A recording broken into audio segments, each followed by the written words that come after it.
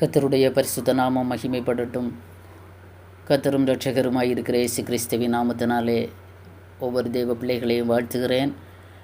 கடந்த 8 மாத காலமாக கர்த்தர் ஒவ்வொருவரையும் நடத்தி வந்த பாதைகளை நினைத்து கர்த்தருக்கு நன்றி செலுத்துவோம். வருகிறதான 9வது மாதமும் ஆசீர்வாதமாக அமையட்டும். நீங்கள் ஜெபித்திருக்கிற ஜெபங்கள், தேவ சமூகத்தில் வைத்திருக்கிறதான விண்ணப்பங்கள், வேண்டுதல்கள் எல்லாவற்றையும் அறிகிற கர்த்தர் நீங்கள் நினைக்கிறதற்கும் வேண்டிக் கொள்கிறதற்கும் அதிகமாக செய்கிறதான தேவாதி தேவன் மிக பெரிய ஆசீர்வாதங்களையும் நன்மைகளையும் உங்கள் வாழ்க்கையிலே, குடும்பங்களிலே, பிள்ளைகளுடைய வாழ்க்கையிலே தந்தருளுவார் என்று வாழ்த்துகிறேன். கர்த்தர் அப்படியே செய்யட்டும். கர்த்தர் வருகிற நாட்களிலே ஒரு நல்ல சிநேகிதனாக, ஒரு நல்ல நண்பனாக, ஒரு நல்ல சகோதரனாக, நல்ல தகப்பனாக உங்களோடு கூட இருந்து நடத்துவதை நீங்கள் காண்பீர்கள் என்பதிலே எந்த விதமான சந்தேகமும் இல்லை. ஆகவே மிகுந்த தைரியத்தோடும் தெய்வ பயத்தோடும் பக்தியோடும் நாம் காணப்படுவோம். கர்த்தர் ஒவ்வொருவரையும் ஆசீர்வதிப்பாராக. இந்த நாளிலும் சற்று நேர சிந்தனைக்கு ஆதாரமாக ஒரு வசனத்தை வாசிக்க விரும்புகிறேன். நீதிமொழிகளின் புஸ்தகம் 27வது அதிகாரம், அதனுடைய 6வது வசனம். நீதிமொழிகள் 27:6.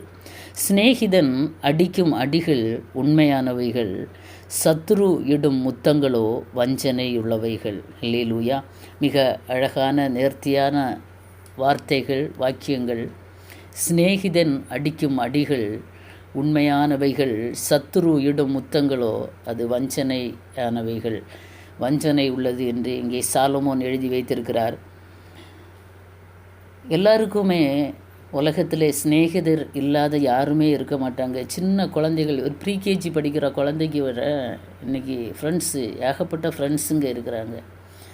அவங்கவங்க வயதுக்கு ஏற்றவாறு தங்களுடைய ஃப்ரெண்ட்ஸுங்களை தேர்ந்தெடுக்கிறாங்க. சில நபர்கள் தங்களை விடவும் வயதில் மூத்தவர்களை ஃப்ரெண்ட்ஸுங்களாக வைத்திருக்கிறார்கள். அது மிக ஒரு ஆசீர்வாதமான ஒரு காரியம். என்னுடைய வாழ்க்கையிலே நிறைய ஃப்ரெண்ட்ஸுங்களை கற்று தந்திருக்கிறார். ஆவிக்குரிய நல்ல நண்பர்களை தந்திருக்கிறார். எல்லாருமே என்னை விடவும் ஒரு சில வயது மூத்தவர்களாக இருக்கிறாங்க. நல்ல வயது முதிர்ந்தவர்களும் இருக்கிறாங்க. அதற்காக நான் கர்த்தரை துதிக்கிறேன். நல்ல நல்ல நல்ல காரியங்களை அவர்களிடத்திலிருந்து நாம் கற்றுக்கொள்ளவும், சில தவறுகளை சுட்டி காட்டவும் நல்ல நண்பர்கள் நமக்கு தேவை. ஆமேன், அல்லேலூயா. உலக பிரகாரமாக பல நண்பர்களை பல கோணங்களிலே பிள்ளைகள் இன்றைக்கு தெரிந்தெடுக்கிறாங்க. ஆனால் அது நல்ல நண்பரா இல்லையா என்பது அவர்களுக்கு மாத்திரம்தான் தெரியும். ஆமேன், அல்லேலூயா, அல்லேலூயா. நல்ல நண்பன் எதையுமே எதிர்பார்க்க மாட்டான். எதிர்பார்ப்பற்ற ஒரு சிநேகம், எதிர்பார்ப்பற்ற ஒரு நண்பர் உண்டு என்றால் அவர் இயேசு மாத்திரமே. அவர்தான் நமக்கு நல்ல நண்பராக இருக்கிறார்.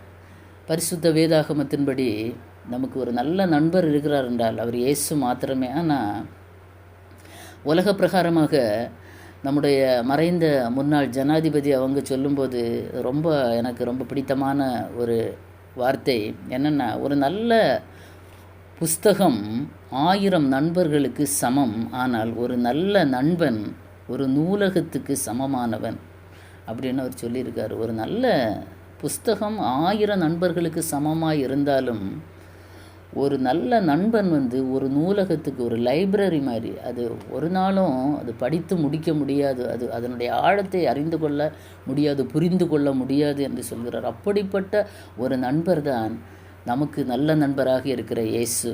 இன்றைய காலகட்டத்தில் இருக்கிற நண்பர்கள் பிள்ளைகளை சரியான பாதைக்கு நேராக வழிநடத்துகிறார்களா என்றால் அது சொல்ல முடியாது. எல்லாருமே ஒருத்தன் பாவம் செய்தவனாக இருந்தால் அதே பாவத்தில் நண்பனையும் உட்பட வைக்கிறான், அகப்படுத்துகிறான்.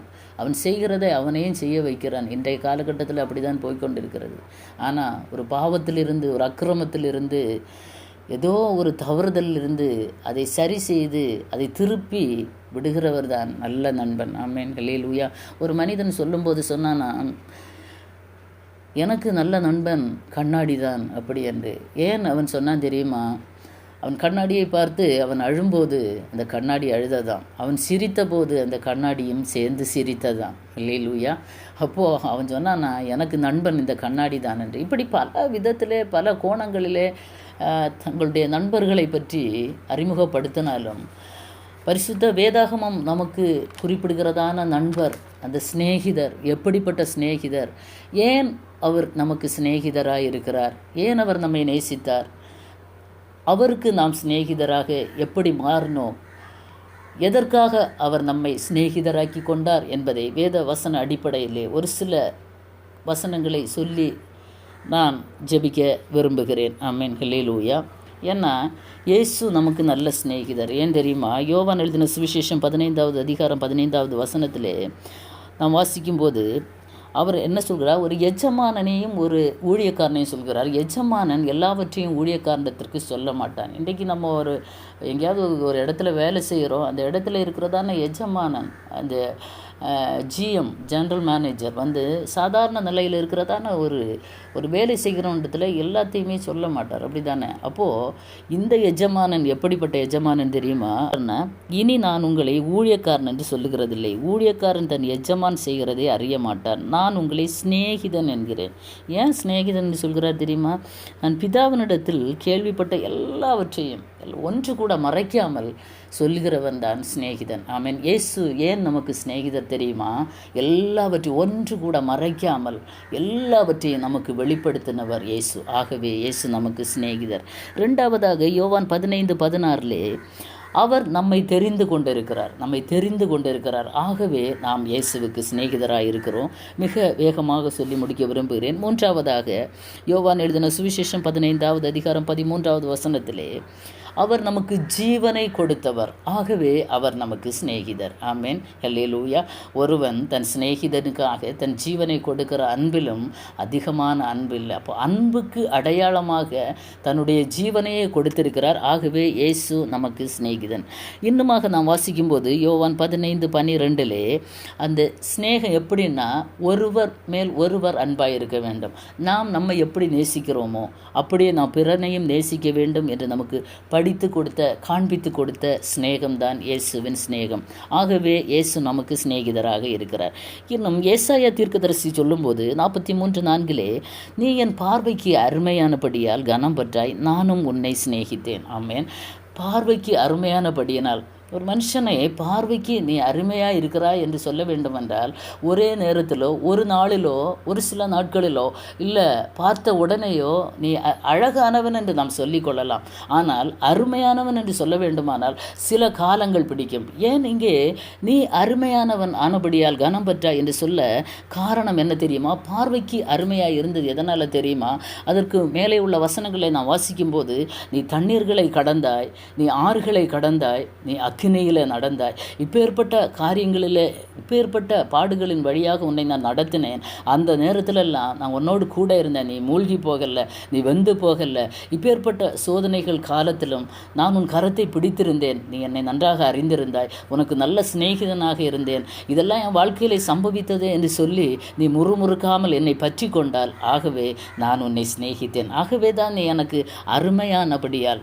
அப்படி தான் ஒரு மனுஷனை அருமையானவன் என்று கர்த்தர் சொல்ல வேண்டுமானால் ஏதோ ஒரு எக்ஸாம் எழுதியிருக்கு, ஒரு பரீட்சைக்கு நின்றிருக்க வேண்டும். அதில் ஜெயித்து வருகிறவர்கள் தான் அருமையானவன். ஆகவே அருமையானபடியினால் நீ எனக்கு சிநேகிதன். ஆமென். அல்லேலூயா. கர்த்தர் நமக்கு சிநேகிதரா. ஆகவே ஆண்டவர் சொல்லுகிறார், இதெல்லாம் நீ கடந்து வந்தப்பா. ஆகவே இப்போ நம்ம 2 பேரும் ஃப்ரெண்ட்ஸ். ஆமென். அல்லேலூயா. நம்ம 2 பேரும் ஃப்ரெண்ட்ஸ். இப்போது சோதனையை கடந்து ஜெயமெடுத்து வந்த நீயும், அல்லேலூயா, சோதனையை அனுமதித்த நானும் உன்னை கைவிடாமல் பாதுகாத்தேன் அல்லவா? இப்போது நம்ம 2 பேரும் என்ன ஆகிவிட்டோம்? ஃப்ரெண்ட்ஸ் ஆகிவிட்டோம். ஒரு நல்ல நண்பன் ஆகிவிட்டோம். ஆமென். அல்லேலூயா. இன்னும் நம்ம எரேமியா தீர்க்கதரிசன புஸ்தகத்திலே நான் வாசிக்கும்போது 31:3 எல்லாருக்கும் தெரிந்த வசனம், அநாதி சிநேகத்தால் உன்னை சிநேகித்தேன். ஆமென். ஹல்லேலூயா. இயேசு எப்படி நமக்கு சிநேகிதரானார் என்பதை பற்றி மாத்திரம் நான் இதை சொல்லிவிட்டு அதுக்கு அடுத்தபடியாக சிநேகிதன் அடிக்கும் அடிகளை குறித்து உங்களோடு ஒரு சில வார்த்தைகளை சொல்லி ஜெபிக்க விரும்புகிறேன். ஆமென், ஹல்லேலூயா. அப்போது அவர் எப்படி நமக்கு சிநேகிதரானார் தெரியுமா? அவர் அநாதி சிநேகத்தால் நம்மை சிநேகித்த தேவன். ஆமென், ஹல்லேலூயா. எரேமியா தீர்க்கதரிசன புஸ்தகம் 31:3 அநாதி சிநேகத்தால் நான் உன்னை சிநேகித்தேன். அநாதி சிநேகம் என்றால் ஒரு நித்தியமான சிநேகம். ஆமென், ஹல்லேலூயா.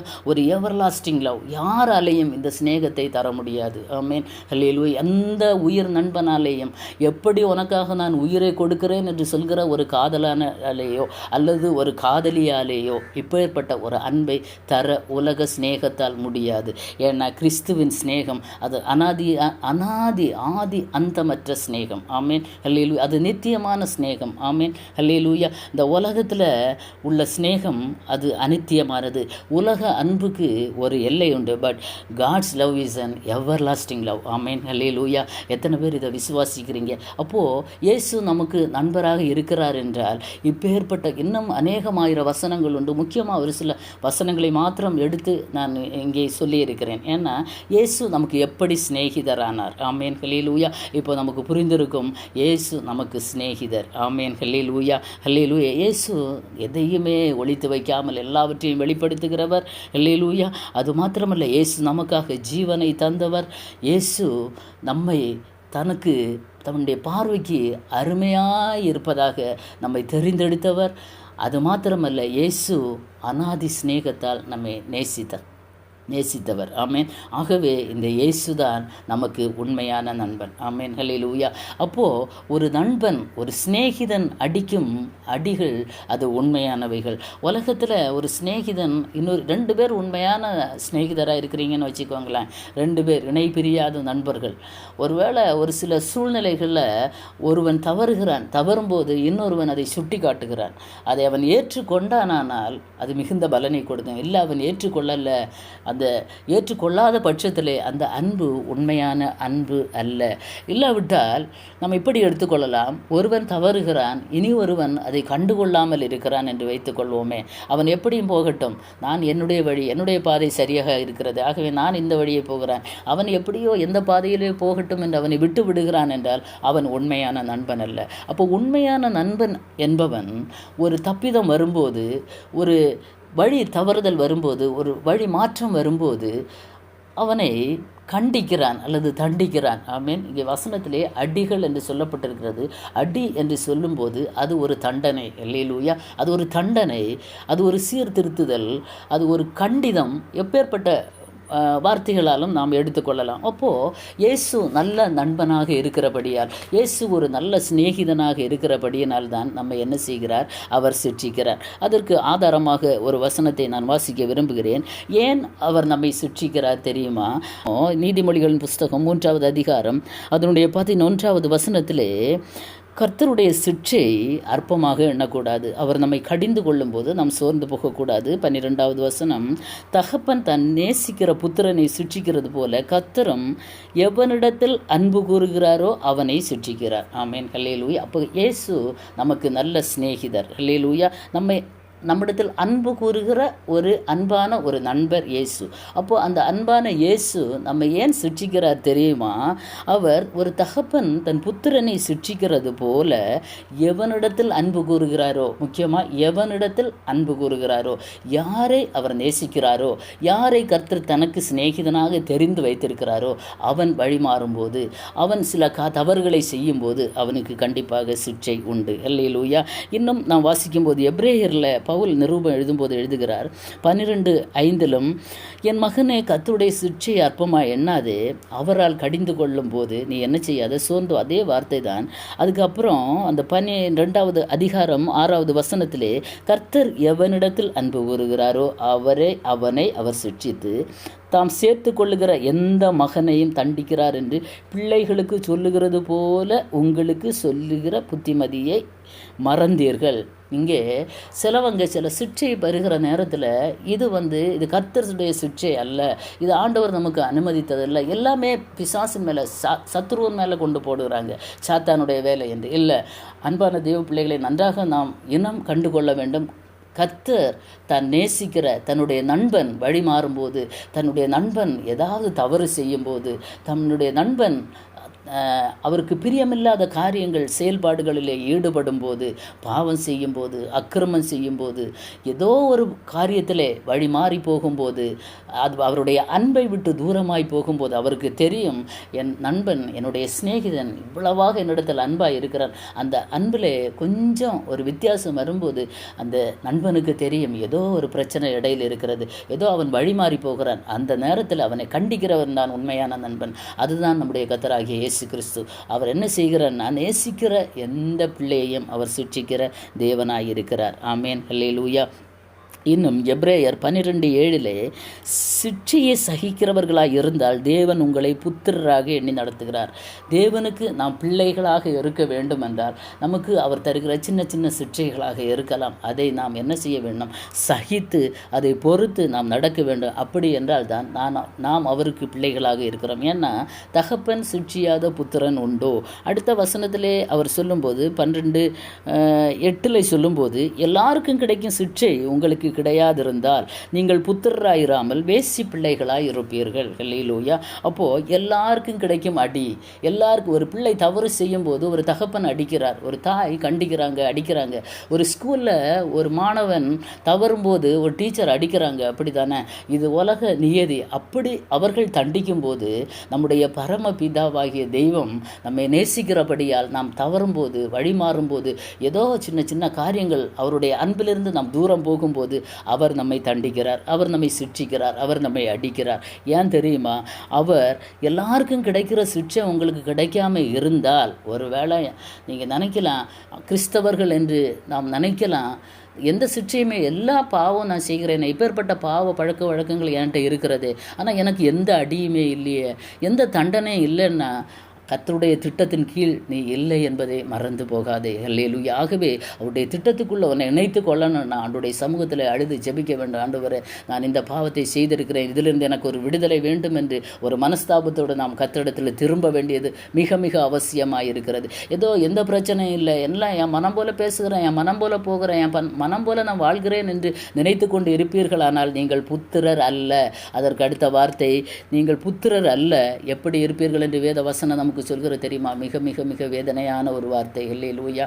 அந்த வசனத்தை எபிரேயர் 12:8 வசனத்தை வீடுகளில் வாசிங்க. நம்ம நல்லா தான் இருக்கிறோம், எங்களுக்கு எந்த பிரச்சனையும் இல்லையே, வாழ்க்கையில் பிரச்சனை இல்லை, போராட்டம் இல்லை, எந்த விதமான கஷ்டம் இல்லை, நெருக்கம் இல்லைன்னு நீ சொல்லிட்டு இருந்த. ஆனால் நீ உண்மையாக கிறிஸ்துவனுடைய திட்டத்தின் கீழே நீ இல்லை, இயேசுவினுடைய திட்டத்தின் கீழாக நீ இல்லை, அவருடைய கருத்துக்குள்ளாக நீ இல்லை என்பதை மறந்து போக வேண்டாம். ஆமேன். ஏதோ இல்லை, ஆண்டவர் என் கூட இருக்கிறதுனால்தான் நான் ரொம்ப சந்தோஷமாக எதை நான் செய்தால் அவர் கண்டுக்கிடவே இல்லை அப்படி என்கிற ஒரு மனோபாவம் உங்களுக்கு யாருக்காவது இருக்குமானால் இன்றைக்கு மனம் திரும்புதல் அவசியம். ஆமீன். அல்லேலூயா. அப்போது நல்ல சிநேகிதனாகிய கிறிஸ்து நம்மை அவர் சிட்சிக்கிறார், அவர் தண்டிக்கிறார், அவர் அடிக்கிறார். இதுதான் சிநேகிதன் அடிக்கும் அடிகள். ஆமேன். அல்லேலூயா, அல்லேலூயா, அல்லேலூயா. ஏன்னா இந்த உலகத்தில் ஒரு தகப்பனுக்கு தெரியும், ஒரு பிள்ளை, ஒரு வாலிப பையனுடைய வாழ்க்கை முறையை ஒவ்வொரு நாளும் கவனித்து கொண்டு வருகிற ஒரு தகப்பனுக்கு தெரியும், அவன் வழி மாறும்போது அவன் சில மாற்றங்களை வாழ்க்கையில் அந்த தகப்பன் கண்டுபிடிப்பார். அல்லேலூயா. கண்டுபிடித்து அவனை திருத்த முற்படும். ஒரு நல்ல தகப்பன்னா, தம்பி நீ இந்த பாதையில் போகாத, மகனே நீ இந்த பாதையில் போகாத, இது சரியல்ல, நீ இதை விட்டு விடு என்று அவனை தண்டிப்பார். உலகத்தின் தகப்பன் தண்டிக்கும் போது நம்முடைய பரம பிதா எவ்வளவு அதிகமாய் தண்டிப்பார். அல்லேலூயா, அல்லேலூயா. ஆகவே உலகத்தின் தகப்பன் இதை பார்க்கும்போது, கிறிஸ்துவை விட்டு நாம் தூரம் போகும்போது, ஆமேன், கிறிஸ்துவனுடைய அன்பை விட்டு நாம் தூரம் போகும்போது, நமக்கும் கிறிஸ்துவுக்கும் இருக்கிற தொடர்பு நீங்கும் போது, நமக்கும் கிறிஸ்துவுக்கும் இருக்கிறதான தொடர்பு குறையும் போது, அங்கே வேற ஏதோ ஒரு தேர்ட் பார்ட்டி உள்ளே நுழைகிறார். அல்லேலூயா. ஏதோ ஒரு பிரச்சனை, ஏதோ ஒரு பாவம், ஏதோ ஒரு இடறுதல், ஏதோ கர்த்தருக்கு பிரியமில்லாத ஒரு காரியங்கள் நம்முடைய வாழ்க்கையில் வரும்போது அவர் அதை தட்டி, அதை அடித்து திருத்துகிறார் என்றால் அவர்தான் உண்மையான நண்பன். இப்போது நமக்கு புரிந்திருக்கும் யார் உண்மையான நண்பன். ஒரு சிநேகிதன் அடிக்கும் அடிகள் உண்மையானவைகள். அல்லேலூயா. இயேசு நமக்கு சிநேகிதர். அல்லேலூயா. அவர் நமக்கு எப்படி நம்மை நேசித்திருக்கிறார் என்ற வார்த்தைகளே ஒரு சில வசனங்களின் அடிப்படையிலே உங்களோடு கூட நான் பகிர்ந்து கொண்டேன். ஆமென். அல்லேலூயா. ஆகவே இயேசு நமக்கு நல்ல சிநேகிதர், நல்ல நண்பர். ஆமேன், ஹல்லேலூயா. அவர் இந்த இடத்துல நான் அவரை சிநேகிதராக மாத்திரம் அறிமுகப்படுத்த விரும்புகிறேன். ஆமேன், ஹல்லேலூயா. நல்ல நண்பன் இயேசு, ஹல்லேலூயா. உலக பிரகாரமான நண்பன் ஒரு விஷயத்தை சொன்னால் நாம் ஏற்றுக்கொள்கிறோம் அல்லவா? அப்போது பரலோக ராஜ்யத்திற்கு நேராக நம்மை நடத்துகிற நல்ல நண்பனாகிய கிறிஸ்து ஒரு சின்ன ஒரு நம்ம வழி மாறும்போது, ஒரு சின்ன தட்டுகள் தரும்போது, ஒரு சிற்றைகள் தரும்போது அதை நாம் பொறுமையாக சகித்தோமானால், ஹல்லேலூயா, அவரோடு பாடுகளை சகித்தோமானால் அவரோடு கூட நாம் ஆளுகை செய்வோம். ஆமேன். அந்த நல்ல நண்பர் இயேசு அவருடைய சீஷர்களையா இருக்கட்டுமே, ஒவ்வொரு இடத்திலும் அவர் தண்டிக்கிறார், ஒவ்வொரு இடத்திலும் அவர் கடிந்து கொள்கிறதை நான் பார்க்க முடியும். அப்படியே விடலை. ஹல்லேலூயா, ஹல்லேலூயா. அப்போது இந்த சிநேகிதன் எப்படி சிநேகிதனுடைய அடிகள் இருக்கும், அல்லது கடிந்து கொள்ளுதல் என்று எடுத்துக்கொள்ளலாம், இல்லது அவருடைய சிற்றை என்று எடுத்துக்கொள்ளலாம், எப்படி வேண்டுமானாலும் நாம் எடுத்துக்கொள்ளலாம். அநேக வசனங்கள் உண்டு. மிக சுருக்கமாக முக்கியமாக 2-3 காரியங்களை நான் சொல்லி ஜெபிக்க விரும்புகிறேன். ஆமேன், ஹல்லேலூயா. மத்தேயு எழுதின சுவிசேஷம் 16வது அதிகாரம் 23வது வசனத்திலே இயேசு தம்முடைய மரணத்தை குறித்து அங்கே சீஷர்களிடத்திலே பேசுகிறார். ஹல்லேலூயா.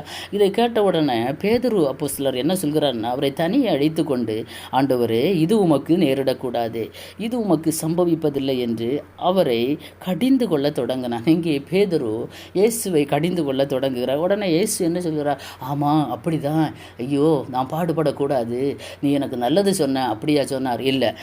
மத்தேயு எழுதின சுவிசேஷம் 16வது அதிகாரம் அதனுடைய 23வது வசனத்திலே ஆண்டவர் கர்த்தர் உடனே திரும்பி பார்த்து, பேதுருவை நேசித்தபடியினால தான் ஆண்டவர் என்ன சொல்கிறார் தெரியுமா? அவரோ திரும்பி பேதுருவை பார்த்து, எனக்கு பின்னாக போ சாத்தானே, நீ எனக்கு இடரலாய் இருக்கிறாய். ஹல்லேலூயா, ஹல்லேலூயா. இங்கே இயேசு தன்னுடைய சீஷன் என்று கூட பார்க்கவில்லை. தம்மால் தெரிந்து கொள்ளப்பட்டவர்கள், தம்மோடு கூட பாடுகளை சகிக்கிறவர்கள், தன்னோடு கூட இருக்கிறவர்கள். ஆனால் அப்படி என்று சொல்லி பேதுரு இப்படி ஆண்டவரை கடிந்து கொண்ட போது, அவர் பரலோகத்துக்குரிய காரியங்களை அவர் சொல்லும்போது பேதுரு கடிந்து கொள்ளுகிறார். அப்போ இயேசு பார்த்துட்டு சும்மா இருக்கல, அவனை நேசித்தபடியால், ஒரு நல்ல சிநேகிதனாக இருந்தபடியினால தான் அவரை அந்த இடத்துல கண்டிக்கிறார். எனக்கு பின்னாலே இப்போ சாத்தானே. இன்றைக்கு இருக்கிறதான சூழ்நிலையிலே நம்ம ஏதோ ஒரு காரியங்களில் இப்படி இருக்கிறோன்னு வைத்துக்கொள்ளுங்களேன். ஏதோ நம்ம இப்போ சபைகளுக்கு போகிறோம், சபையில் ஊழியக்காரங்க விசுவாசி இங்கே இருக்கிறோம், ஆலயத்தில் ஏதோ ஆண்டவருக்கு பிரியமில்லாத அந்த காரியத்தை செய்தபடியினால் ஊழியக்காரர் ஒருவேளை நம்மளை திட்டலாம், அல்லைன்னா கடிந்து கொள்ளலாம். அது இப்பேற்பட்ட ஒரு வார்த்தை சொன்னால், எனக்கு பின்னாடி போ சாத்தானே, இல்லை சாத்தானே, இயேசு நாமத்தினால போ சாத்தானேன்னு சொன்னால் கூட இன்றைக்கு உடனே என்ன செய்வோம்? அடுத்த சபையை போய் பார்த்து அடுத்த வாரம் அங்கே போய் உட்கார்ந்துருப்போம். அப்படி தானே? ஹல்லேலூயா. ஆனால் இங்கே பேதுருவுக்கு சொன்னபோது பேதுரு அதை பொறுமையோடு சகித்து அதிலிருந்து அவர் திரும்பினார். ஆகவே தேவ பிள்ளைகளாகிய நாம் கற்றுக்கொள்ள வேண்டிய ஒரு பாடம், நல்ல சிநேகிதனாகிய கிறிஸ்து நம்மை கண்டிக்கிற தேவன், நம்மை தண்டிக்கிற தேவன், நம்மை கடிந்து கொள்ளுகிற தேவன். எந்த இடத்துல எது பேச வேண்டும், எப்படி செய்ய வேண்டும், எப்படி நடக்க வேண்டும் என்பதெல்லாம் வேத புஸ்தகத்திலே நமக்கு எழுதி வைத்திருக்கிறார். அதை விட்டு நாம் வழி மாறும்போது, அதை விட்டு நாம் பாதை மாறும்போது அவர் நம்மை தண்டிக்கிற தேவன், அவர் நம்மை கண்டிக்கிற தேவன். அந்த கண்டிப்பு நாம் சாகிறதற்கு அல்ல, ஹல்லேலூயா, நம்மை உருவாக்குகிறதற்காகவே. ஆமேன், ஹல்லேலூயா, ஹல்லேலூயா. அதைத்தான் நீதிமொழிகளிலே சாலோமன் எழுதும்போது, மறைவான சிநேகத்தை பார்க்கிலும் வெளிப்படையான கடிந்து கொள்ளுதல் நல்லது என்று சொல்லுகிறார். நீதிமொழிகளின் புஸ்தகம் 27:5 நாம் வாசிக்கும்போது, மறைவான சிநேகத்தை பார்க்கிலும் வெளிப்படையான, இயேசுவினுடைய கடிந்து கொள்ளுதல் எல்லாமே வெளிப்படையாக தான் இருந்தது. ஹல்லேலூயா. இன்றைக்கு நாம் செய்ய தப்பு அதுதான். யாரிடத்தில் எதை பேச வேண்டும் என்றாலும் நாம் நேரடியாக பேச வேண்டும். சில காரியங்களை நம்ம மறைமுகமாக இன்னொருவருடைய குற்றத்தை, தவறை அந்த நபரிடம் சுட்டி காட்டாமல் தேர்ட் பார்ட்டி இன்னொருத்தங்கள்கிட்ட சொல்லி அவங்க காதுக்கு போகும்போது அது பெரிய பிரச்சனையாகி விடுகிறது. இன்றைக்கு சமூகத்தில், குடும்பங்களில் இதுதான் ஒரு பெரிய பிரச்சனையாக போய்கொண்டிருக்கிறது. ஆகவே நாம் செய்ய வேண்டிய காரியம் என்ன? யாரிடத்தில் எந்த குறை இருக்கிறதோ, எந்த குற்றம் இருக்கிறதோ, எந்த தவறு இருக்கிறதோ அந்த நபரிடத்தில் நாம் வெளிப்படையாக கடிந்து கொள்வது, வெளிப்படையாக அந்த தவறை நம்ம உணர்த்தி அதிலிருந்து அவர்களை திருந்த செய்வது தேவனுடைய பார்வைக்கு அது மிக விலையேறப்பட்டது. ஏன்னா வசனம் தான் சொல்கிறது, மறைவான சிநேகத்தை பார்க்கிலும். ஆமேன். அல்லேலூயா. வெளிப்படையான கடிந்து கொள்ளுதல் நல்லது. நான் உன்னை நேசிக்கிறேன், ஐ லவ் யூ என்று சொல்லுவோம். அல்லேலூயா. I love you. பிள்ளைகள் சொல்லுவாங்க, இன்றைக்கி ஃபேஸ்புக்கில் ஐ லவ் யூ சொல்லுவாங்க, இன்ஸ்டாகிராம் வழியாக எப்படியோ சோஷியல் மீடியாக்களில் காதல் மலர்கிறது. முகமே பார்த்துருக்க மாட்டாங்க. பெரிய அன்பு, மறைவான சிநேகம். வாலிப பிள்ளைகளே, தம்பி தங்கச்சி ரொம்ப ஜாக்கிரதை, பெரியவங்களும் ரொம்ப ஜாக்கிரதை. சோஷியல் மீடியாவில் ஃபேஸ்புக் இன்ஸ்டாகிராமுக்கு அடிமையாக இருக்கிறவங்களே ரொம்ப ஜாக்கிரதை. மறைவான சிநேகத்தை பார்க்கிலும் கர்த்தருடைய வெளிப்படையான கடிந்து கொள்ளுதல் நல்லது. பெற்றோர்களுடைய வெளிப்படையான கடிந்து கொள்ளுதல் நல்லது. நீ மறைவாய் சிநேகிக்கிறத கர்த்தரும் பார்க்கிறார், பெற்றோருக்கு தெரியும். இல்லையா, உன் மனநிலை எப்படி இருக்கிறது என்று உன்னை பெற்று வளர்த்திய பெற்றோருக்கு தெரியும். உன்னுடைய நடை, உடை, பாவனை, உன்னுடைய பழக்க வழக்கங்கள், நீ உன்னுடைய தூக்கம் இல்லாமை, உன்னால் சாப்பிட முடியாமல், இதெல்லாம் இந்த சிம்டம்ஸ் எல்லாம் இருக்குதா, பெற்றோருக்கு கண்டிப்பாக தெரியும். நீ மறைவான சிநேகத்தில் இருந்தாயானால், இல்லையா, உன்னை வெளிப்படையாக கடிந்து கொள்கிற பெற்றோருடைய கண்டிப்புக்கு நீ கீழ்ப்படிந்து மனம் திரும்ப வேண்டியது அவசியம். ஆமேன். அல்லேலூயா. இயேசு வெளிப்படையாக கண்டித்தார். ஏன் தெரியுமா? அவர் ஒரு நல்ல நண்பர். ஆமேன். ஒரு நல்ல சிநேகிதராக இருந்தார். இன்னும் நான் வேதத்தில் நாம் வாசிக்கும்போது இயேசு கிறிஸ்து சீஷர்கள் எல்லாரையும் தான் பப்ளிக்காக அவர் என்ன செய்கிறார்? கடிந்து கொள்ளுகிறார். மார்க் எழுதின சுவிசேஷம் 16வது அதிகாரம் 14வது வசனத்திலே நாம் பார்க்கும்போது எல்லாருமே 11 பேரும் போஜன பந்தி இருக்கிறாங்க. இருக்கும்போது இயேசு உயிர் தெழுந்ததை இவங்க என்ன செய்யலை? நம்பலை, விசுவாசிக்கலை. அல்லேலூயா. யாரும் நம்பலை. 3 நாள் தான். அதை நினச்சி பார்த்தா அந்த சாப்டரை வாசித்து அதை தியானிக்கும் போது ரொம்ப ரொம்ப ரொம்ப ரொம்ப அதிசயமாக தான் இருந்தது. ஏன்னா 3 நாளைக்கு முன்பு வரைக்கும் தன்னோடு கூட இருந்த சீஷர்கள், ஆமேன், தன்னோடு கூட புசித்து, தன்னோடு கூட நடந்து, தன்னோடு கூட தூங்கி எழும்பி எல்லாவற்றிலும் தன்னோடு கூட இருந்த சீஷர்கள் 3 நாளைக்குள்ளாக தன்னை மறந்து விடுகிறாங்க. 3 நாட்கள். ஆமேன். அல்லேலூயா. அல்லேலூயா. இன்றைக்கு அன்பான தேவ பிள்ளைகளே, கர்த்தரை விட்டு தூரம் போய் எத்தனை நாட்கள் ஆகிறது? அல்லேலூயா. எத்தனை மாதங்கள் ஆகிறது? எத்தனை வருடங்கள் ஆகிறது? அல்லேலூயா. உங்களை பார்த்து தான் கர்த்தர் அழைக்கிறார். ஆமேன். ஒரு நல்ல நண்பன் இயேசு தான் கண்டிக்கிறார். சில இடங்களில் 3 நாளைக்குள்ளே இவங்க மறந்து விட்டாங்க. அப்போ ஆண்டவர் என்ன சொல்கிறார் தெரியுமா? அவர்கள் நம்பாமற் போனது நிமித்தம் அவர்களுடைய அவிசுவாசத்தை குறித்தும் இருதய கடினத்தை குறித்தும் அவர்களை கடிந்து கொண்டார். ஆமேன். மார்க்கு 16:14. இயேசு சீஷர்கள் எப்பவுமே கூட இருக்கிறவங்க. இன்னும் ஆண்டவருடைய ராஜ்யத்திலே 12 சிங்காசனத்திலே உட்கார்ந்திருந்து நியாயம் விசாரிக்க போகிறவர்கள் இந்த 12 பேரும் தான். ஆமேன். வேதம் அழகாக சொல்கிறது. அப்போது இவர்கள் கூட இந்த 3 நாளைக்குள்ளாக இயேசுவை மறந்து விட்டாங்க. அல்லேலூயா. எல்லாம் இருதய ஆண்டவர் அவர்களை நேரடியாக கண்டிக்கிறார். என்ன தெரியுமா? சாப்பிடு எல்லாரும் இருக்கிறாங்க. ஆமேன். அல்லேலூயா. இன்றைக்கும் நிறைய ஃபேமிலிஸில் எல்லாமே பேரண்ட்ஸு வேலைக்கு போகிறவங்களாக இருக்கலாம், எப்பேற்பட்ட வேலையாக இருக்கலாம். பிள்ளைகள் ஸ்கூலுக்கு போவாங்க, எப்படியும் அடித்து புரண்டு நைட்டு எல்லோரும் வந்து சேருவாங்க. சாப்பிட்ற இடத்துல எல்லாருமே ஒன்று சேர்கிறது வழக்கம். ஆமேன். அல்லேலூயா. அந்த இடத்துல இயேசு கண்டிக்கிறார். ஆமேன். அல்லேலூயா. நாமும் நம்முடைய பிள்ளைகளிடத்தில் ஒரு குறைகள் இருக்குமானால் அது நமக்கு தெரிந்திருந்தால் ஒரு நல்ல நண்பர்களாக பிள்ளைகளிடத்தில் பழக பெற்றோர்கள் பழகி கொள்ள வேண்டும். ஆமேன். அல்லேலூயா. பிள்ளைகளை தண்டிக்கிறதிலும் ஒரு அன்பு இருக்க வேண்டும். ஆமேன். கடிந்து கொள்கிறதிலும் ஒரு அன்பு இருக்க வேண்டும். ஏன்னா அடிக்கும் கரந்தான் அரவணைக்கும். ஆமேன். அல்லேலூயா. இயேசு கடிந்து கொண்டு அப்படியே அவர்களை விட்டுவிடவில்லை. அல்லேலூயா. மறுபடியும் தன்னோடு கூட சேர்த்து கொண்டார். ஆமேன். அல்லேலூயா. அதே மாதிரி பெற்றோர்கள், நீங்கள் எந்த நேரத்திலும் உங்களுக்கு பிள்ளைகளோடு தொடர்பு இல்லாமல் இருந்தால் கூட சாப்பிட்ற இடங்களில் நைட்டு எல்லாரும் சேர்ந்து போஜனம் பண்ணுகிற இடங்கள், அல்லேலூயா, நாம் சாப்பிடுகிற இடத்துல பிள்ளைகளிடத்தில் அவர்களுடைய அந்த சாப்பிட்ற இடத்துல கூட சில வித்தியாசங்களை நாம் கண்டுகொள்ள முடியும், புரிந்து கொள்ள முடியும். அந்த இடத்துல ஒரு நல்ல நண்பனாக இருந்து, ஒரு நல்ல சிநேகிதனாக இருந்து பிள்ளைகளை திருத்த பாருங்கள். இந்த காலத்தில் எதுவும் நாம் சத்தம் போட்டோ இல்லை கோவப்பட்டோ எதுவும் நடக்க போகிறதில்லை. ஒரு இயேசுவை போல ஒரு நல்ல நண்பனாக இருந்து, ஒரு நல்ல சிநேகிதனாக இருந்து பிள்ளைகளை கண்டித்து பாருங்களேன். அந்த பிள்ளைகள் திருந்தும். ஆமேன். அல்லேலூயா. கண்டிப்பாக அந்த பிள்ளைகள் அந்த பாவத்தை விட்டு, அந்த அக்கிரமத்தை விட்டு, போகக்கூடாத வழியை விட்டு மனம் திரும்புவார்கள் என்பதிலே எந்த சந்தேகமும் இல்லை. ஏன்னா சிநேகிதன் அடிக்கும் அடிகள் அது உண்மையானவைகள். ஆமேன். பிள்ளைகளை பெற்றோர் உங்களை கண்டிக்கிறாங்கன்னா அது உண்மையானது. ஆமேன். அல்லேலூயா. ஆகவே மறைவான சிநேகத்தை விட்டுவிடுங்கள். நேர்மறையான சிநேகத்தை விட்டுவிடுங்கள். ஆனால் வெளிப்படையான கடிந்து கொள்ளுதலை விரும்புங்க. அது பெற்றோராக இருந்தாலும் ஆசிரியர்களாக இருந்தாலும் அல்லேலூயா, வேலை செய்கிற இடத்துல ஸ்தாபனத்தில் இருக்கிறதான தலைவர்களாக இருந்தாலும் யாராக இருந்தாலும் அந்த வெளிப்படையான கடிந்து கொள்ளுதலை நீங்கள் ஏற்றுக்கொள்ளும் போது அது மிகுந்த ஆசீர்வாதத்தையும் சமாதானத்தையும் கொண்டு வரும். இயேசு சீஷர்களையே கடிந்து கொண்டார். ஆமேன். ஆகவே இயேசு நல்ல சிநேகிதர். ஆமேன். அல்லேலூயா. இன்னும் அதே தான் தீத்து எழுதும்போது 1 அதிகாரம் 14 வசனத்திலே, விசுவாசத்தினாலே ஆரோக்கியம் உள்ளவர்களாய் இருக்கும்படி நீ அவர்களை கண்டிப்பாய் கடிந்து கொள். ஒரு தேவ பிள்ளை, ஒரு விசுவாசி, ஒரு கிறிஸ்தவர்கள் என்று பெயர் பெற்றவர்கள் விசுவாசத்திலே ஆரோக்கியமாய் இருக்க வேண்டும் என்று கர்த்தர் விரும்புகிறார். ஆமென். அல்லேலூயா. இதுக்கும் பேதுரு அப்போஸ்தலரை நாம் தொடர்பு படுத்தி பேசலைன்னா, இயேசு கடல் மேல் நடந்து வருகிறார். பேதுரு அப்போஸ்தலனுக்கு ரொம்ப ஆசை, நானும் நடக்க வேண்டும் ஆண்டவரே, நீர் இயேசுவானால் நானும் வரணும். சரி வாப்பா, நான் பார்த்துக்கொள்கிறேன், நீ வா. ஆனால் நடந்தார். ஆனால் அவிசுவாசத்தினால் என்ன செய்தார்? ஐயோ, பயந்து நடக்கிறார். அல்லேலூயா. ஆகவே அமிழ்ந்து போகிறார். ஆனால் கர்த்தர் கரத்தை குடித்து தூக்குகிறார். கரத்தை பிடித்து அவிசுவாசமாயிராது, விசுவாசமாயிரு என்று கர்த்தர் சொல்லுகிறார். ஆமேன். அப்போது நாம் விசுவாசத்தை விட்டு தவறும்போது நல்ல நண்பனாகிய கிறிஸ்து நம்மை தண்டிக்கிறார், நம்மை கடிந்து கொள்கிறார். தண்டிக்கிறார் என்பதை விட நம்மை கடிந்து கொள்கிறார் என்பதை நாம் புரிந்து கொள்ள முடியும். ஆமேன். அல்லேலூயா. ஆகவே விசுவாசத்திலே ஆரோக்கியம் உள்ளவர்களாய் இருக்கும்படிக்கு கர்த்தர் நம்மை சில இடங்களிலே கடிந்து கொள்ளுகிறார். ஆமேன். அது நமக்கு மிகுந்த ஆசீர்வாதத்தை தரும்.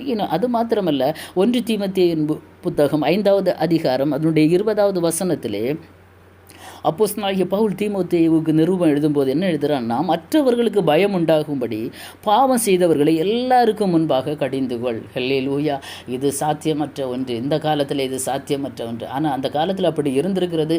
சபைகள் வளர்ச்சி அடைந்தது, சபைகள் பக்தி விருத்திக்கு நேராக போய்கொண்டு இருந்தது, சபையிலே ஒரு பயம் இருந்தது, எல்லாம் இருந்தது. ஆனால் இன்னைக்கு எதுவுமே செய்ய முடியாத ஒரு காலகட்டத்திலே சபைகள் இருக்கிறது. ஹல்லேலூயா.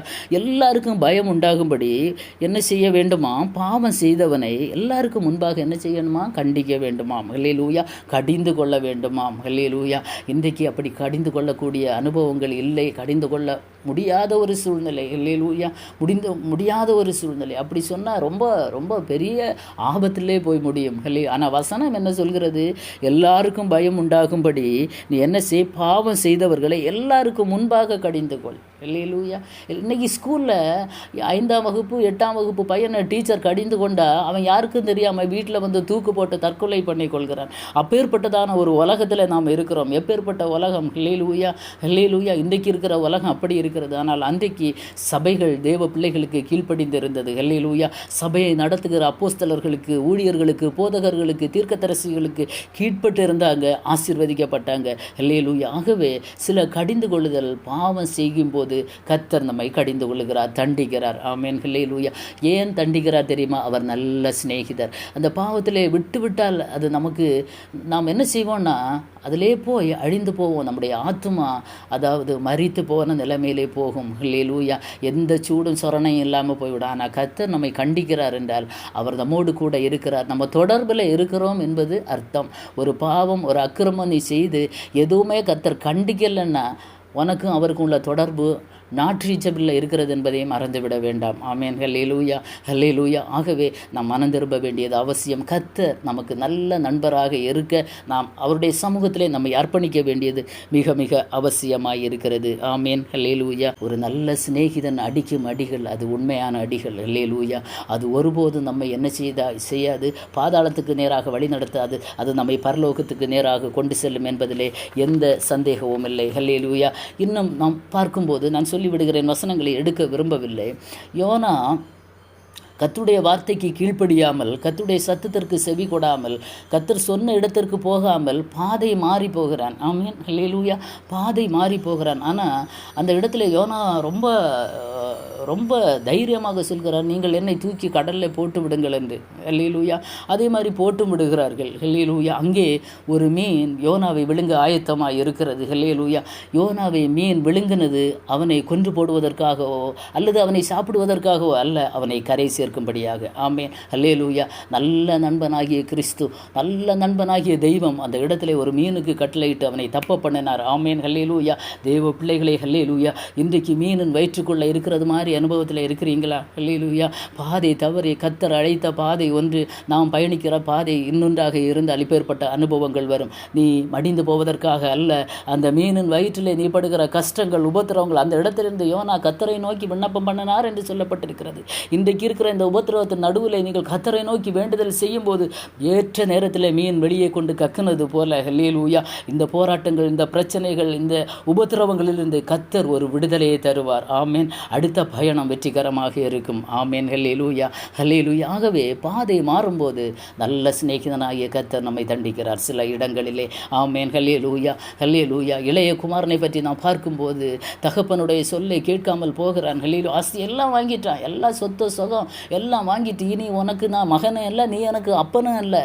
இன்றைக்கு பிள்ளைகள் சொல்லுகிறது மாதிரி சொல்லிவிட்டு போய்விட்டான். எல்லாவற்றையும் வேசிகளிடத்தில் போய் அத்தனையும் தீர்த்து விட்டான். ஆனால் பன்றிகளுடைய தவிட்டை தின்றபோது அந்த இடத்துல ஒரு நல்ல நண்பனாகிய கர்த்தர் அவனை எச்சரிக்கிறார். அல்லேலூயா, மகனை நீ இப்படி இருக்க வேண்டியவன் அல்ல, நீ இந்த தவிட்டை சாப்பிட வேண்டியவன் அல்ல. அல்லேலூயா, பின்னோக்கி பார், உன் தகப்பன் வீட்டை கொஞ்சம் பின்னோக்கி பாருப்பா, அங்கே இருக்கிற சம்பூரணங்கள், ஆமேன், அல்லேலூயா, அங்கே இருக்கிற ஆசீர்வாதங்களை நீ திரும்பிப்பார். அப்படியே அவன் அந்த வார்த்தைக்கு செவி கொடுக்கிறான். அவனுடைய இருதயத்திலே கர்த்தர் பேசின வார்த்தைகள் அவன் அப்படியே உள்வாங்கி அவன் நினைத்து பார்த்து திரும்பி வருகிறான். நான் என் தகப்பன் வீட்டுக்கு திரும்பி போவேன். ஆமேன். ஹல்லேலூயா. இன்றைக்கு சில இளைய குமாரர்கள், சில இளைய குமாரத்திகள் தகப்பன் தாய் சொல்லை கேளாதபடிக்கு தன்னுடைய இஷ்டப்படி போய்கொண்டு இருக்கிறாங்க. ஹல்லேலூயா.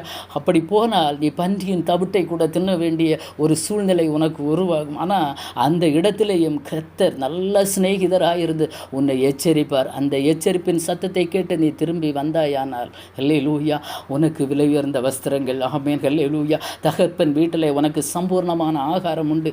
நல்ல தகப்பனாகிய கிறிஸ்து, நல்ல நண்பனாகிய கிறிஸ்து உன்னை ஏற்றுக்கொள்ள அவர் ஆவலாக இருக்கிறார். ஆமேன். ஹல்லேலூயா. ஆகவே இப்பேற்பட்ட சூழ்நிலையிலே பாதை மாறி வழி தவறி பெற்றோருக்கு கீழ்ப்படியாமல், சமூகத்துக்கு கீழ்ப்படியாமல் நீ அப்படியே வழி மாறி போனான்னா நீ திரும்பி வா. இன்றைக்கு நீ ஒருவேளை பன்றியின் தவிடை தின்னலாம், அது உன்னுடைய நஷ்டம் அல்ல. நீ புரிந்து கொள்ளும்படியாக சில கடினமான பாதைகளை கர்த்தர் உன் வாழ்க்கையில் அனுமதிப்பார். அருமையான வாலிப தம்பி தங்கச்சி, அதை விட்டு நீ திரும்பி வந்தாயானால் தகப்பன் வீட்டில் சம்பூரணமான சாப்பாடு உனக்கு உண்டு. ஹல்லேலூயா. நல்ல தகப்பனாகிய கிறிஸ்துவனிடத்தில் உனக்கு சம்பூரணமான எல்லா ஆகாரமும் உண்டு, உனக்கு எல்லாமே உண்டு. அவரிடத்தில் இல்லாதது எதுவுமே இல்லை. ஹல்லேலூயா. நீ திரும்பி மாத்திரம் வர வேண்டும், அவர் சொற்படி நீ திரும்பி வர வேண்டும். இந்த அலக்கழிப்புகள் ஏன் தெரியுமா? உன்னுடைய பாதை சரியாக இல்லாதபடியால் மாத்திரமே, தகப்பன் சொல்லை கேளாததனால் மாத்திரமே. ஆகவே கர்த்தருடைய சொல்லை கேளாமல் நாம் போவோம் என்றால் சில அடிகள், சில கடிந்து கொள்ளுதல்கள், ஹல்லேலூயா, சில பாடுகளின் வழியாக பிரயாணப்பட வேண்டி இருக்கும். அது கர்த்தர் அனுமதித்ததே. ஏன் தெரியுமா? அவர் ஒரு தகப்பனாக உன்னை சிட்சிக்கிறார். ஆமேன். ஹல்லேலூயா. ஒரு சிநேகிதனாக உன்னை சிட்சிக்கிறார். ஒரு நல்ல நண்பனாக அவர் உன்னை சிட்சிக்கிறார். ஆகவே அதை விட்டு நீ திரும்பி வரும்போது நீ பெரிய ஆசீர்வாதத்தை, நன்மையை பெற்றுக்கொள்ள முடியும். ஆமேன். ஹல்லேலூயா. ஆகவே சிநேகிதன் அடிக்கும் அடிகள் உண்மையானவைகள். ஆமேன். இன்றைக்கு சில பாடுகள், உபத்திரவங்களில் போய்கொண்டிருக்கிறீங்களா அன்பான தேவ பிள்ளைகளை? ஹல்லேலூயா, ஹல்லேலூயா. கர்த்தரின் கடிந்து கொள்ளுதல், அவருடைய நடத்துதல், சில அடிகள், பல கடினமான பாதைகள், பல சூழ்நிலைகள். ஐயோ, இப்படி எனக்கா? இப்படிப்பட்ட உபத்திரவமா? இப்படிப்பட்ட வேதனையா? இப்படிப்பட்ட நெருக்கமா என் வாழ்க்கையிலையா? ஆண்டவரே, ஏன் இதை அனுமதித்தீர் என்று கேள்வியோடு இருக்கிறீங்களா? ஏன் தெரியுமா? தகப்பன் தன் சொந்த புத்திரனை சிட்சிக்கிறது போல கர்த்தர் தன்னிடத்தில் அன்பு கூறுகிறவர்களை, அவர் எவனிடத்தில் அன்பு கூறுகிறாரோ அவர்களையும் கர்த்தர் சிட்சிக்கிறார். ஏன் தெரியுமா? இந்த சிட்சை நீ அழிந்து போவதற்காக அல்ல, உன்னை உருவாக்குவதற்காக மாத்திரமே. ஆமேன். ஹல்லேலூயா, ஹல்லேலூயா, ஹல்லேலூயா. கர்த்தருடைய பல முகங்கள், பல இடங்களிலே, பல விதத்திலே அவருடைய முகத்தின், அவருடைய வெளிப்பாடுகள் பல இடங்களிலே நாம் தவறும்போது பல விதங்களிலே அது செயல்படுகிறது. அதை சாந்தமாக, பொறுமையாக நாம் ஏற்றுக்கொண்டு சகித்தால் பெரிய மேன்மையை நாம் அடைய முடியும். ஆமேன். ஹல்லேலூயா. ரெண்டாவதாக சத்ருவின் முத்தம். ஆமேன். சத்ருவின் முத்தம் என்று சொன்ன உடனே நமக்கு எல்லாருக்கும் தெரியும். ஆமேன். நம்ம எல்லாருடைய சிந்தையில் ஓடுவது யூதாஸின் முத்தம் தான். ஹல்லேலூயா, ஹல்லேலூயா. இங்கே பலவிதமான முத்தங்கள் வேத புத்தகத்திலே காணப்படுகிறது. இங்கே 2-3 முத்தங்களை பற்றி, சத்ருவின் முத்தங்கள் அல்லது ஆண்டவருக்கு பிரியமில்லாத ஒரு அவிசுவாச இருதயம் உள்ளவர்களின் முத்தங்களை பற்றி நான் உங்களோடு பகிர்ந்து கொள்ள ஆசைப்படுகிறேன். அல்லேலூயா. ரூத்தின் சரித்திரம் 1வது அதிகாரம் அதனுடைய 14வது வசனத்திலே நாம் வாசிக்கும்போது, அப்பொழுது அவர்கள் சத்தமிட்டு அதிகமாய் அழுதார்கள். ஒர்பாள் தன் மாமியை முத்தமிட்டு போனாள், ரூத்தோ தன்னை விடாமல் பற்றி கொண்டாள். ஹல்லேலூயா, ஹல்லேலூயா. அப்போது நீதிமொழிகளிலே சாலமோன் அதை பற்றி எழுதும்போது 18:1 பிரிந்து போகிறவன் தன் இச்சையின்படி செய்ய பார்க்கிறான். ஆமேன், ஹல்லேலூயா. அப்போது இங்கே ஒரு பிரிவின் முத்தம். ஹல்லேலூயா. ஒர்பாள், எல்லாருக்கும் நமக்கு அந்த பின்னணியம் எல்லாருக்கும் தெரியும், அதை விவரிக்க விரும்பவில்லை. இப்போ 2 பேரையும் நகோமி சொல்கிறாங்க, இனிமே என்னால் முடியாதுப்பா, உங்கள் 2 பேருடைய புருஷர்களை இறந்து போனாங்க, என்னுடைய புருஷனை இறந்து போனேன், இனி உங்களை வச்சு காப்பாற்ற என்னால் முடியாதுப்பா, நீங்கள் என்ன செய்யுங்க, ஒரு பெற்றோர் வீட்டுக்கு நீங்கள் போங்க அப்படின்ட்டு அவர் ஆலோசனை நல்லதாகத்தான் இருக்கிறது. ஹல்லேலூயா. ஆனால் இங்கே ஒர்பா என்ன செய்கிறார் தெரியுமா? மாமியாரை முத்தமிட்டு பிரிந்து செல்கிறார். அது நீதிமொழிகளிலே சாலோமன் எழுதும்போது என்ன எழுதுகிறார்? பிரிந்து போகிறவன் தன் இச்சையின்படி செய்ய பார்க்கிறான். அவள் பிரிந்து போகிறாள். அதுக்கப்புறம் ஒருபாளை பற்றி வேத புத்தகத்தில் எங்கேயுமே இல்லை. அதோடு அவளுடைய சாப்டர் முடிந்து போகிறாள். ஆனால் ஒருத்தி பற்றி கொண்டாள், அவள் பெரிய ஆசீர்வாதத்தை பெற்று கொண்டாள். ஹல்லேலூயா, ஆமீன். அதை அப்படியாக நான் முடித்து விடுகிறேன். அப்போது ஒரு பிரிந்து போகிற முத்தம், ஒருபாள், அது உலக பிரகாரமாக வாழக்கூடிய ஒரு அனுபவத்துக்கு நேராக தன்னுடைய சுய இஷ்டத்தின்படி தனக்கு விரும்பினபடி மனமும் மாமிசமும் விரும்பினபடி வாழ்வதற்காக ஒரு வாழ்க்கையை அமைத்து கொள்ளும்படி அவள் ஒரு முத்தமிட்டு பிரிந்து போகிறாள். ஆமீன், ஹல்லேலூயா. அதுதான் ஓர்பாளின் பிரிந்து போகிறதான முத்தம். இன்னும் நாம் வாசிக்கும் போது மத்தேயு எழுதின சுவிசேஷம் 26வது அதிகாரம் 49வது வசனத்திலே, உடனே அவன் இயேசுவினிடத்தில் வந்து, ரபி வாழ்க என்று சொல்லி அவரை முத்தம் செய்தான். அதே இது மத்தேயு எழுதும்போது 26:50 இயேசு அவனை நோக்கி, சிநேகிதனே, என்னத்திற்காக வந்திருக்கிறாய் என்றார். அப்பொழுது அவர்கள் கிட்ட வந்து இயேசுவின் மேல் கையை போட்டு அவரை பிடித்தார்கள். ஆமேன். இங்கே யூதாஸ் இயேசுவை காட்டி கொடுக்கிறார். எப்படி கூட இருந்த ஒரு நண்பன், ஆமீன், ஒரு சிநேகிதன். ஹல்லேலூயா. இயேசுவின் கூட இருந்த ஒரு நண்பன். இதுதான் சத்ருவின் முத்தம். எப்படி இருக்கிறது என்று பாருங்கள். மற்ற உலக பிரகாரமாக யாருக்கும் தெரியாது. இவனுக்கும் அவன் மற்றவர்களிடத்தில் வைத்திருக்கிற டீல். ஹல்லேலூயா. இன்றைக்கு உயிர் நண்பனாக இருப்பாங்க, கூட கூட நடப்பாங்க. இன்றைக்கி உலகத்தில் நம்ம நியூஸில் வாரதெல்லாம் பார்க்குறோம், நண்பனை குத்தி கொலை செய்கிறான். ஹல்லேலூயா. எதோ காரியங்களுக்காக, அதெல்லாம் நான் விவரிக்க வரவில்லை, எல்லாருக்குமே தெரிந்த விஷயம். உயிர் நண்பனை குத்தி கொலை செய்கிறான். ஹல்லேலூயா. எதோ பண்ணுகிறான், என்னென்னமோ பண்ணுகிறான். எல்லாம் நம்ம அனுதினமும் செய்திகளை நாம் படித்து கொண்டிருக்கிறோம். இங்கேயும் ஒரு நண்பன், ஹல்லேலூயா, ஹல்லேலூயா, ஒரு சத்ரு ஒரு முத்தம் செய்து காட்டி கொடுக்கிற ஒரு முத்தம். ஆமீன், ஹல்லேலூயா. இயேசுவை காட்டி கொடுக்கிற ஒரு முத்தம். இந்த யூதாசு முத்தமிட்டு, இதுதான் சத்ருவின் முத்தம். இது வஞ்சனையான முத்தம். ஹல்லேலூயா. சத்ரு இடுகிற முத்தம் அது வஞ்சனை உள்ளது. ஆமீன். இந்த முத்தத்துக்கு பேர் தான் வஞ்சனையுள்ள முத்தம். ஆமீன், ஹல்லேலூயா. இன்னும் நம்ம வாசிக்கும்போது ஆதியாகமம் 27-26 எல்லாம் யாக்கோபு தந்திரமாக தன்னுடைய சகோதரனை ஏமாற்றி தன் தகப்பனை முத்தம் செய்து என்ன செய்கிறான்? ஆசீர்வாதத்தை பெற்றுக்கொள்ளுகிறான். ஆமீன், ஹல்லேலூயா.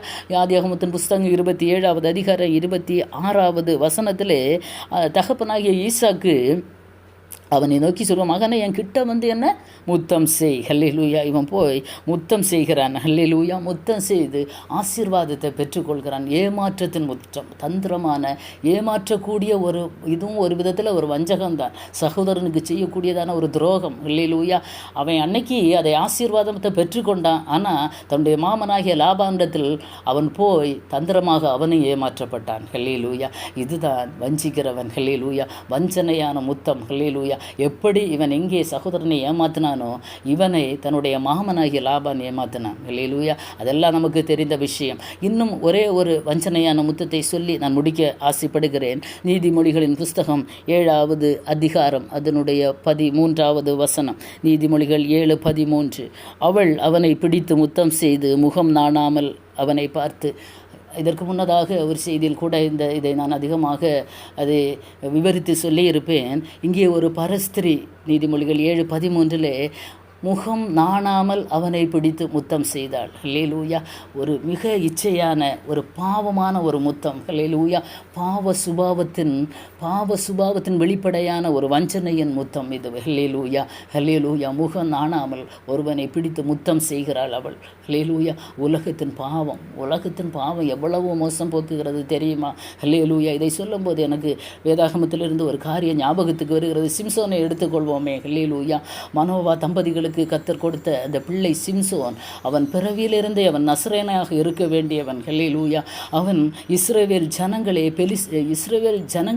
பெலிஸ்தியரிடமிருந்து அவன் விடுவிக்க கர்த்தர் தெரிந்து கொண்ட ஒரு பாத்திரம் தான் இந்த சிம்சோன். ஆமேன். ஹல்லேலூயா. ஹல்லேலூயா. பெலிஸ்தியரின் கைக்கு இஸ்ரவேலரை நீங்களாக்கி ரட்சிக்கக்கூடிய ஒரு இரட்சகனாக கர்த்தர் அவனை தெரிந்து கொண்டு வைத்திருந்தார். அவன் பிறந்ததிலிருந்தே அவன் நசரேயன். ஆமேன். ஹல்லேலூயா. ஆனால் இவனுடைய இச்சையின்படி, இவனுடைய விருப்பத்தின்படி பெற்றோருக்கு கூட கீழ்ப்படியாமல் பெலிஸ்தியரில் ஒரு பெண்ணை பார்த்து அவனுக்கு விருப்பம் கொள்கிறான். ஆமேன். 14-15 அதிகாரத்தில் நீங்கள் வாசிக்கும் போது அங்கே தெரியும். நியாயாதிபதிகளின் புஸ்தகத்திலே அதை வாசிக்க முடியும். இந்த நேரத்தில் எனக்கு ஞாபகம் வந்தபடியால் அதை சொல்கிறேன். ஹல்லேலூயா. அவளை அந்த ஒரு பெண்ணை பார்த்து திம்னாத்துக்கு போகிற வழியிலே தெலீலாளை பார்த்து அவன் கண்ணுக்கு பிரியமாயிருந்தாள் என்று பார்க்கிறோம் வேதத்திலே. ஹல்லேலூயா.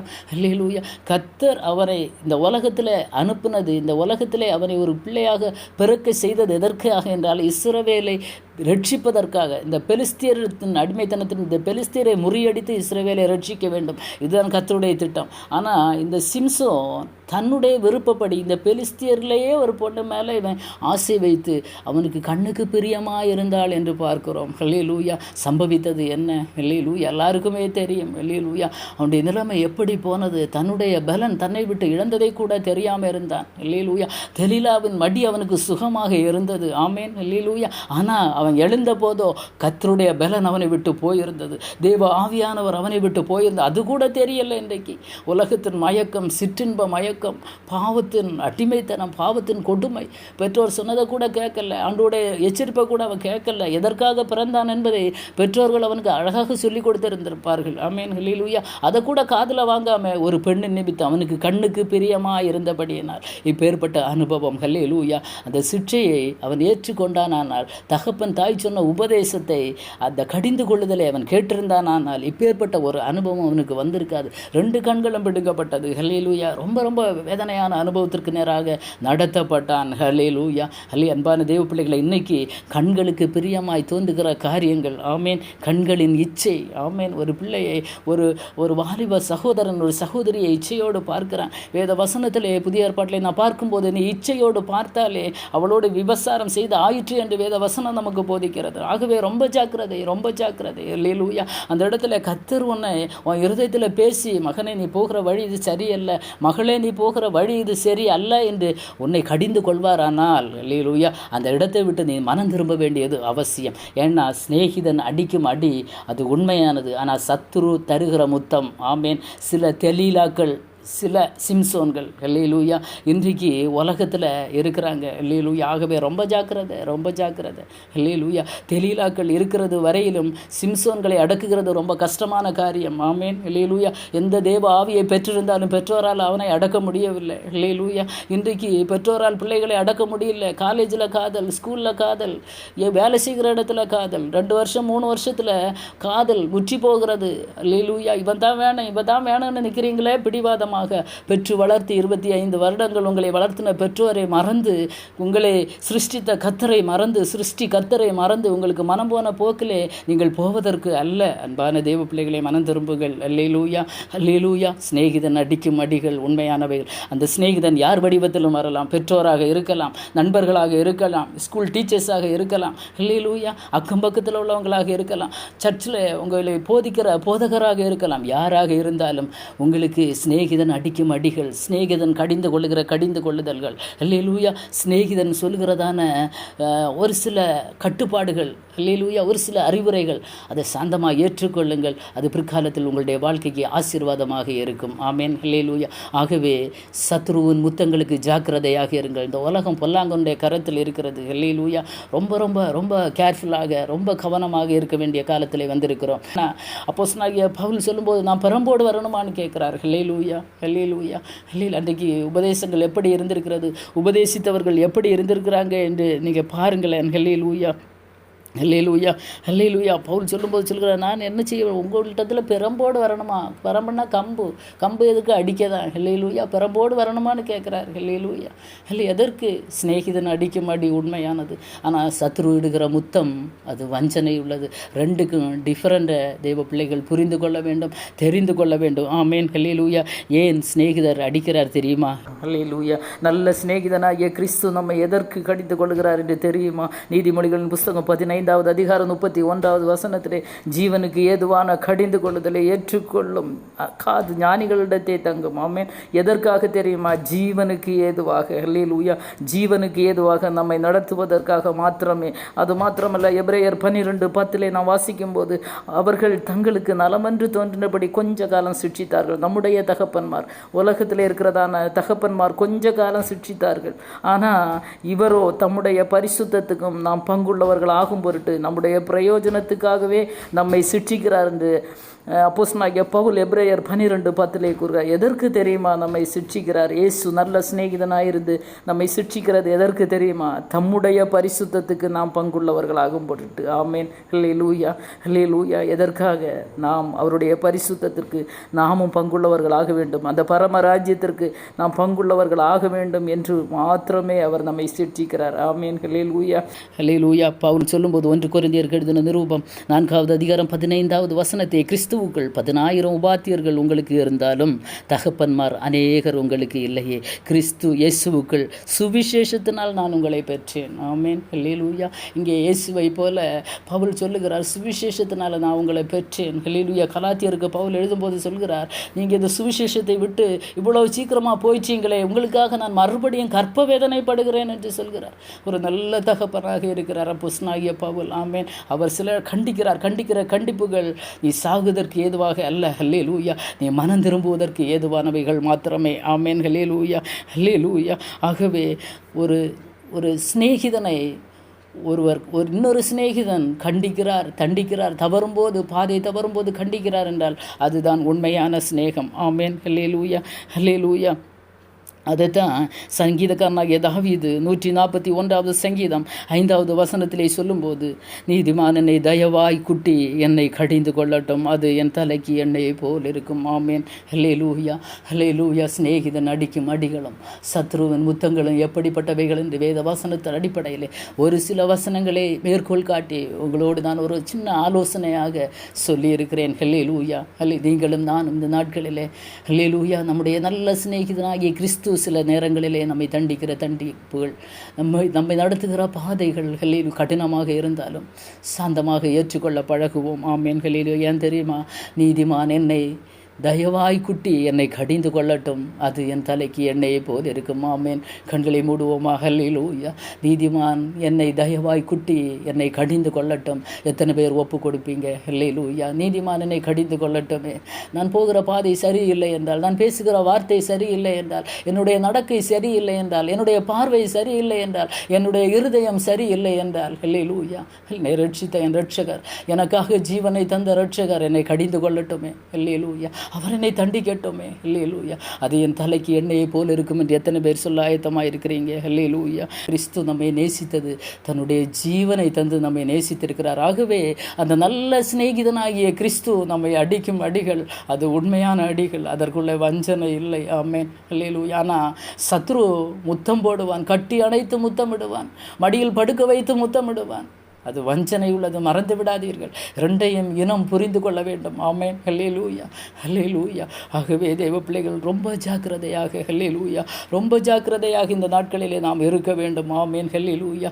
உலக வாழ்க்கையிலானாலும் சரி, ஆவிக்குரிய வாழ்க்கையிலானாலும் சரி, உண்மையான நண்பர்களுடைய கடிந்து கொள்ளுதலை ஏற்றுக்கொள்ளுங்கள். ஆமேன். அல்லேலூயா. சத்ருவின் வஞ்சனையான முத்தம் முத்தம் என்று சொல்லும்போது வஞ்சனையாக புகழுவான். ஆமேன். அல்லேலூயா. வஞ்சனையாக புகழுவான். நல்லா இருக்கு, நல்லா இருக்க, நல்லா இருக்க. அல்லேலூயா. இல்லை இல்லை இல்லை இல்லை. அல்லேலூயா. இனம் கண்டுபிடித்து கொள்ளுங்கள். இங்கே உன்னை புகழுவான், இன்னொரு இடத்தில் போய் உன்னை தூற்றுவான். அல்லேலூயா. இப்படி இருக்கிறான், இப்படி இருக்கிறாள் என்று. ஆகவே சத்துருவின் வஞ்சனையான புகழ்ச்சியை விட, சத்துருவின் வஞ்சனையான காரியங்களை விட, அல்லேலூயா, சத்துருவின் வஞ்சனையான பாராட்டுதலை விட வெளிப்படையான கடிந்து கொள்ளுதல் நல்லது. ஆமேன். மறைவான சிநேகத்தை பார்க்கிறோம், வெளிப்படையான கடிந்து கொள்ளுதல் உனக்கு நல்லது. ஆமேன். ஹல்லேலூயா. ஹல்லேலூயா. பிசாசு எந்த விதத்திலும் அவன் முந்திக் கொள்ளுவான் உன்னை பாராட்டுவதற்காக. ஹல்லேலூயா. உன்னை பாராட்டுவதற்காக. நீ செய்கிற தவறை பாராட்டுகிற அநேகர் இருக்கிறாங்க இன்னைக்கு. ஹல்லேலூயா. பாராட்டுவாங்க. அப்படி தான் இருக்கணும்.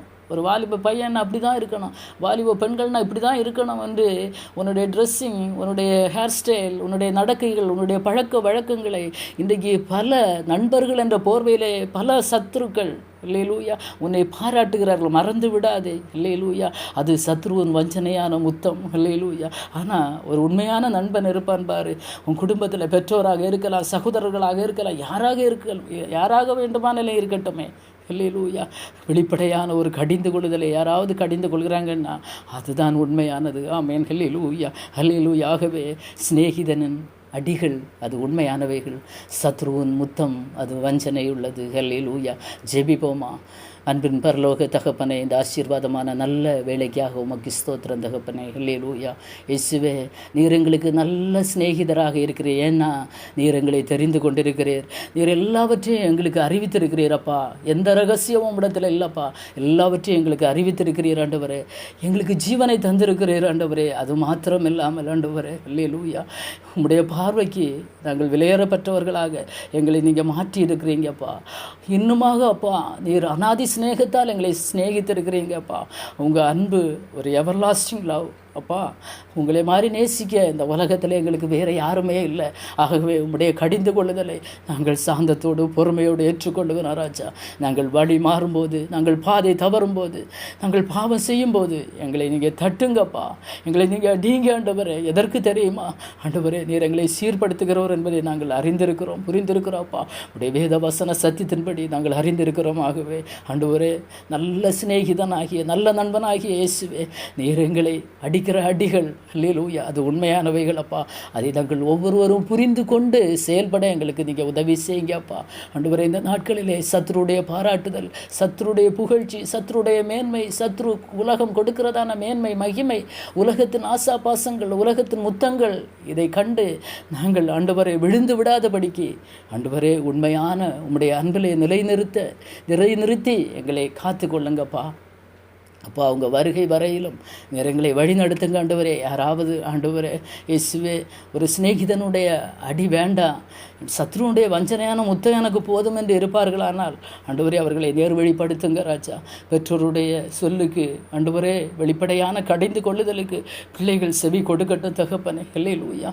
மறைவான அன்புக்கு ஏங்கி அலைகிற பிள்ளைகள் ஆண்டவரே வெளிப்படையான உம்முடைய கடிந்து கொள்ளுதலை ஏற்றுக்கொண்டு உம்முடைய அன்புக்காக ஏங்கும்படி பிள்ளைகளுக்கு உதவி செய்யுங்க ராஜா. அப்பேற்பட்ட நாட்களை குடும்பங்களிலே கர்த்தர் கட்டளையிடுவீராக. ஆண்டவரே, வருத்தத்தோடு வேதனையோடு ஆண்டவரே ஜெபிக்கிற பெற்றோர்களுடைய ஆண்டவரே ஜெபங்கள் ஆண்டவரே வீணாய் போகாதபடி அவர்களுடைய கடிந்து கொள்ளுதல், வெளிப்படையான கடிந்து கொள்ளுதலை இந்த நாட்களிலே ஜெபிக்கிற பெற்றோருக்கு பிள்ளைகள் செவி கொடுக்க கர்த்தர் உதவி செய்வீராக. நீர் பெரிய காரியங்களை செய்ய போறீங்கப்பா. அதற்காக உமக்கு ஸ்தோத்திரம் ராஜா. நீர் எங்களுக்கு எப்போதுமே நல்ல சிநேகிதராக இருந்து எங்களை நடத்துங்கப்பா. அது போது எங்கள் வாழ்க்கையிலே ராஜா. நீர் அப்படி செய்ய போகிற அன்பான உம்முடைய ஆண்டவரே அரவணைப்புக்காக, உம்முடைய கிருபைக்காக, உம்முடைய இரக்கங்களுக்காக அப்பா, உம்முடைய வழி நடத்துதலுக்காக நாங்கள் எங்களை முற்றிலுமாக அர்ப்பணிக்கிறோம் ராஜா. சகல துதி கன மகிமை எல்லாம் ஏசப்பா உமக்கே செலுத்துகிறேன். நீங்கள் பேசுங்க, நீங்கள் இடப்படுங்கப்பா. ஒவ்வொரு இருதயத்திலும் கர்த்தர் பேசுங்க ஆண்டவரே. ஸ்தோத்திரம் ஆண்டவரே. அல்லேலூயா. பெரிய காரியங்களை ஆண்டவருடைய சமூகத்தில் நாங்கள் எதிர்பார்த்து ஜெபிக்கிறோம். கர்த்தர் பெரிய காரியங்களை செய்யுங்கப்பா. ஒவ்வொரு குடும்பத்திலும் தேவ சமாதானம் தங்கி இருக்கட்டும், கர்த்தருடைய ஆளுகை தங்கி இருக்கட்டும். பெரிய காரியங்களை செய்யுங்க, ஆசீர்வதிங்க. இயேசுவின் மூலம் ஜெபத்தை கேளும் ஜீவனுள்ள நல்ல பிதாவே. Amen, amen. God bless you.